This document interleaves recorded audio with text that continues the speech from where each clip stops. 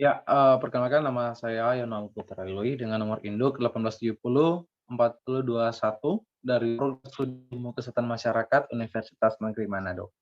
Dan, saat ini, saya akan menjelaskan sedikit tentang epidemiologi, kanker payudara. Ya, baik, menurut data dari Kementerian Kesehatan RI tahun 2007, lalu menunjukkan bahwa angka nasional kanker adalah 4,3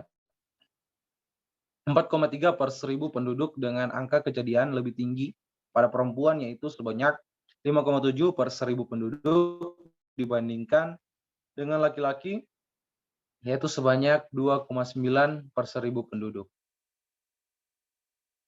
Nah, masalah kanker payudara di Indonesia.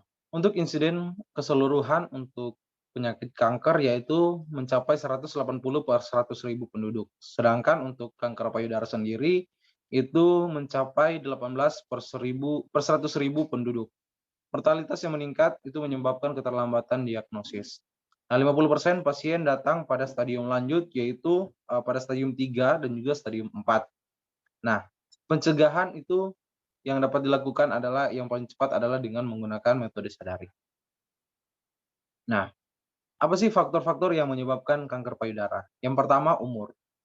Umur tua lebih berisiko daripada umur muda.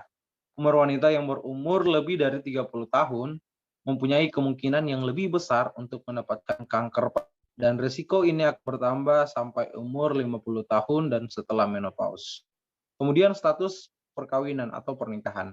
Nah, wanita yang tidak menikah itu resikonya 2 sampai 4 kali lebih tinggi daripada wanita yang telah menikah dan mempunyai anak. Selanjutnya yaitu umur pertama melahirkan. Lebih berisiko jika terlambat.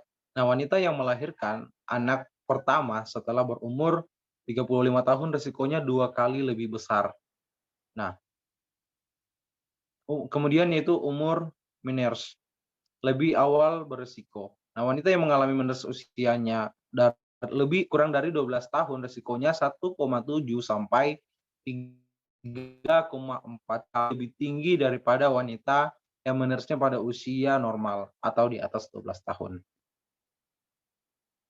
Kemudian umur menopause. Jika terlambat itu lebih beresiko dan wanita yang mengalami menopause itu terlambat terlambat lebih dari 55 tahun, resikonya 2,5 sampai 5 kali lebih tinggi.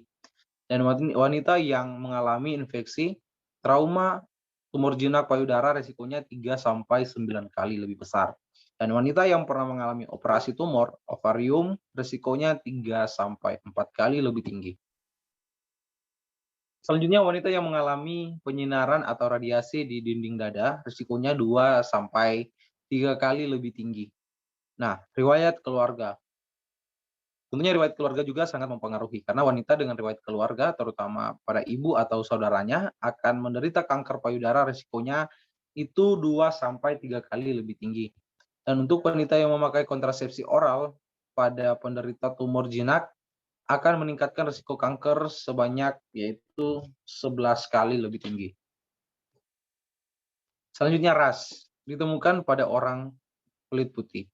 Kemudian berat badan juga tentunya pada orang yang gemuk. Lalu status negara. Nah, negara Amerika dan Eropa lebih banyak dibandingkan negara Asia dan Afrika. Nah, tempat tinggal itu tentunya lebih banyak pada orang perkotaan daripada orang di pedesaan. Lalu status ekonomi. Nah, orang kaya itu lebih berisiko dibandingkan dengan orang miskin. Nah, lalu pencegahan kanker payudara. Upaya diagnosis dini dengan jenis pemeriksaan. Yang pertama yaitu sadari atau pemeriksaan payudara sendiri. Lalu saranis atau pemeriksaan payudara klinis oleh dokter maupun bidan. Yang ketiga yaitu mamografi atau alat radiologis. Nah, pedoman pemeriksaan. Mulai dari umur 20 tahun itu dianjurkan untuk melakukan pemeriksaan sadari setiap bulan. Lalu umur 20 tahun sampai 40 tahun itu saranis setiap 3 bulan.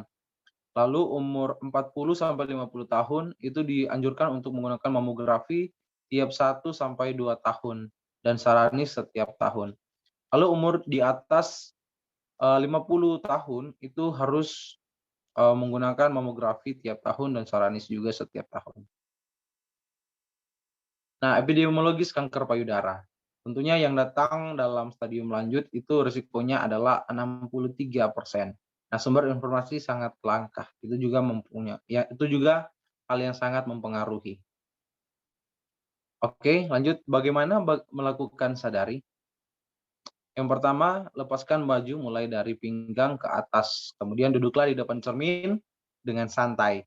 Nah, lihatlah kesimetrisan payudara dan puting. Dan carilah apakah ada perubahan warna dan benjolan. Yang kedua yaitu gunakan telunjuk, jari tengah, dan jari manis tangan kiri Anda, bukan ujung jari untuk memeriksa payudara kanan, dan jari tangan kanan untuk memeriksa payudara kiri. Nah, raba dengan sedikit memberikan tekanan dan gerakan memutar, mulai dari bagian terluar sampai ke arah puting. Yang ketiga yaitu pemeriksaan, adakah benjolan-benjolan kelenjar getah bening di sekitar payudara, mulai dari daerah sekitar tulang dada, di sekitar tulang atas payudara, dan juga di bagian ketiak. Nah, angkat kedua tangan ke atas dan periksa apakah ada bayangan benjolan di bawah kulit. Dan yang kelima yaitu berbaringlah sehingga jaringan payudara Anda menyebar secara merata di atas dinding dada dan setipis mungkin, sehingga lebih mudah untuk merasakan semua jaringan payudara. Lakukan pemeriksaan sama persis seperti langkah 1 sampai 4. Nah, kapan sadari dilakukan? Tentunya sangat dianjurkan untuk dilakukan sebulan sekali. Nah, bagi yang belum mengalami menopause, dilakukan untuk sebulan sekali sesudah haid. Dan bagi yang sudah menikah, itu dianjurkan kepada para suami untuk membantu pemeriksaan sadari. Nah, oke, demikianlah presentasi singkat dari saya dan saya ucapkan terima kasih. Selamat pagi.